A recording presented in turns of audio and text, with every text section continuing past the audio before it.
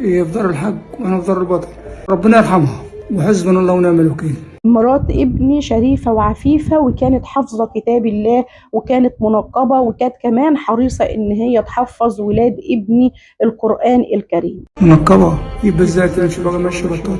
كانت دايما حريصة ان هي تصلي فرض ربنا في المسجد اللي بجوار البيت بتاعها، ويشهد الله قدام ربنا ان ما شفتش منها حاجة وحشة. وكانت في اخر ايامها بتشتغل علشان تساعد جوزها في زيادة دخل البيت. دي شهادة حما زيزي اللي عمرها 32 سنة، أم أطفال فيصل، الأسرة الكاملة اللي راحت ضحية على يد صاحب محل بيع أدوية بيطرية. وطبعا كان لازم ان احنا نطلع ونقول الجانب الاخر ورأي اسرة زوجها ورأي الناس فيها، لان دي شهادة قدام ربنا، ودي ست متوفية مش عارفة تدافع عن نفسها. واكيد التحقيقات هتظهر ايه اللي حصل بالظبط. ربنا يصبر الزوج يا رب العالمين على هذا الابتلاء الشديد. والقصة بدأت من حوالي أكتر من 25 يوم، لما زيزي حصل بينها وبين زوجها خلاف، وقررت إن هي تمشي وتسيب البيت، وأخدت ولادها الثلاثة وأعمارهم 14 سنة و12 سنة و6 سنوات، وأخدتهم. وبعدها حصل اختفاء ليها ومحدش عارف هي فين.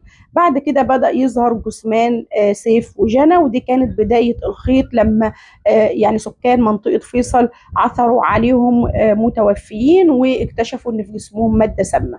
بعدها بدأت التساؤلات، امال فين مصطفى وفين الام؟ وهنا كانت الكارثة بعد ما الكاميرات رصدت ان صاحب المحل ده هو اللي ورا الجريمة البشعة دي. لما تم القبض عليه قال كلام الله اعلم ده حقيقي ولا لا. قال ان هي بعد ما خرجت راحت له وقعدت معاه هي واولادها حوالي 20 يوم، وخلال 20 يوم دول اكتشف ان ربنا يغفر لنا يا رب العالمين ان حسب اقواله ان هي اخلاقها مش كويسه، فاضطر ان هو ينتقم منها. وحسب ما هو قال في التحقيقات ان هو قرر ان هو يخلص عليها بطريقة ان هو يحط لها مادة سامة في العصير وشربته. ولما حس ان هي خلاص هتبدأ المادة السامة تشتغل وتتوفى، اخدها وراح المستشفى وكتب بيانات غير صحيحة وسابها ومشي. ولما اتأكد ان هي توفت اختفى. وطبعا لما توفت حطوها في ثلاجة الموتى، وحماها طبعا استلم جثمانها من المستشفى اللي هو قال عليها.